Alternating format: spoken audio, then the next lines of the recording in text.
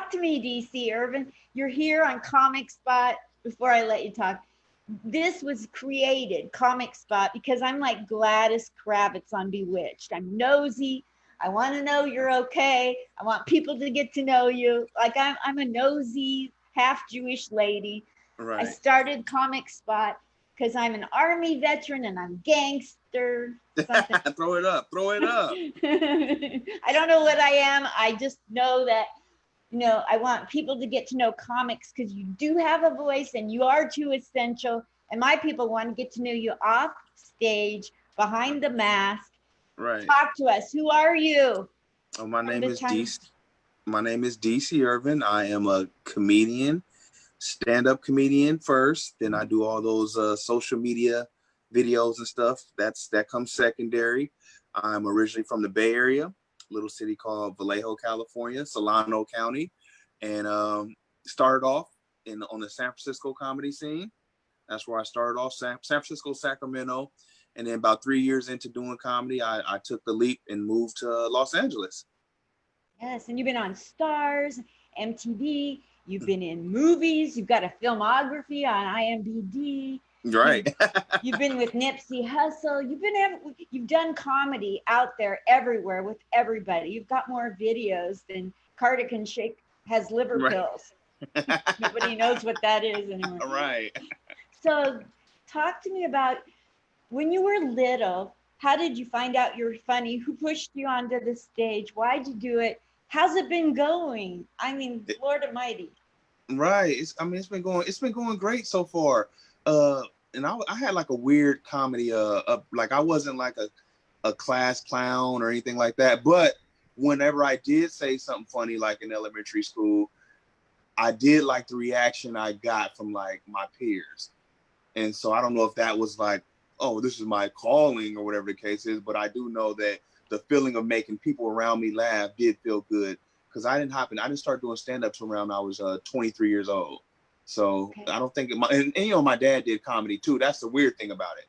My father was a comedian, and I didn't even think twice about doing comedy. I just thought that was something that he did. What was But that guess like who? growing up with a dad who did comedy? Did you like really appreciate it, or was it just a day job for him and no big deal? No big deal. It was weird because it was like when I would say it to my friends, they'd be like, "What's your dad doing?" I'd be like, "Oh, he's a comedian." They'd be like, "Really?" Like. And me, I was just like, "Oh, this is what he does." It was nothing. It was nothing special to me. But now that I look back on it, it was very special. I would be Yeah. going to some of his shows when I was like 9 years old, sitting in the back, listening, hearing stuff I probably shouldn't have been hearing at that age. Yes. Two Oh my drink God. minimum. They didn't have milk. Oh my gosh. So you got up on stage at one point, the very first time. How nervous were you? Who helped you? Who's been helping you? Who do you My want to give a shout out to? Oh, very shout out to my dad, David Ervin, DC Ervin Sr. He's helped me before. I mean, when I even thought about doing comedy, that's when he was like, "Okay, I'll lend my helping hand to you." So my dad really helped me a lot. And was I nervous? Yeah, I wouldn't say nervous, but just like jittery, like the unknown. But once I get up there, it's either it's like once I got up there, it was like sink or swim. Like I have to figure this out, or else I'm not going to figure it out. Yes. So what's been a high point in your comedy to you? And what's some lesson you learned you never thought you were going to learn? Mm. Just high point for me would probably just be all the traveling. Like, and honestly, to be honest, probably one of the high points for me was when I entertained the troops. Went over to Japan and entertained the troops, and I was I'm not just saying that because you're military. I really had a lot of fun just talking to the kids because they were really young, talking to the kids that are risking their lives and protecting us, and Yes. just giving them joy for the small time that I was there. I was only there for like a week, and it was just they treated me so well. Yes. Yeah. What's something that a military person said to you you'll never forget? What did he say? Stop watching cable. He said, "Stop watching cable. Well, you don't need all those channels." I think they were watching something that's called AFN network or whatever. Armed And he Forces was like, Network. Right. And he was just like, you a lot of that stuff you guys are watching is poison. And then it didn't sink in until I got back home and turned on the TV, and I was like, this shit is poison. Excuse my French. A lot of this stuff No, is poison, it is. and I'll never forget that. Oh, that's so cool. Right. So I was in the military, and then now I go and make veterans laugh wherever I can at my level. Uh-huh. Like me, myself, I'll walk into a VA hospital and say, where are they at? Let me at them. I'm going to make them. I know you got them in here. Right. They're like, just don't trigger them. And Right. I'm like, why are we calling it triggering? Don't you want to rethink that word? So I've been making veterans laugh, and it's so much fun that I decided to say that every time I make a military person laugh, I find a brand new GI spot. Oh, that is funny.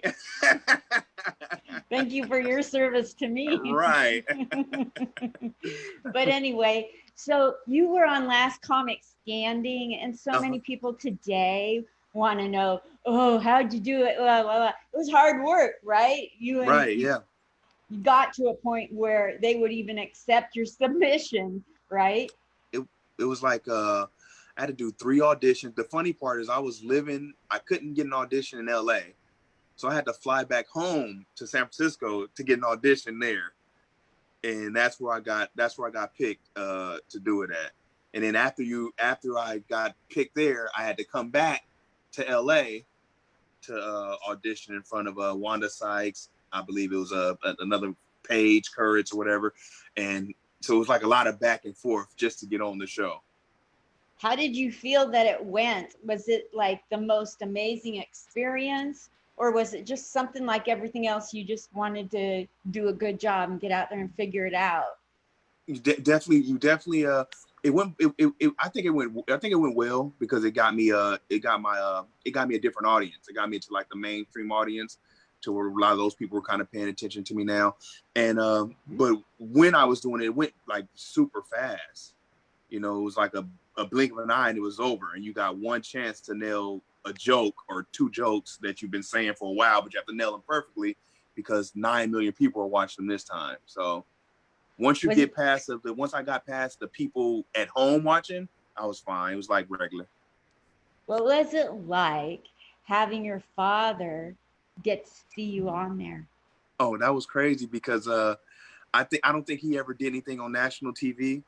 And so for him to see me, it was probably like a win for him too. I think he saw himself up there and was trying to like, puppeteer the joke. But I was like, hey, the buck stops here. I have to work now.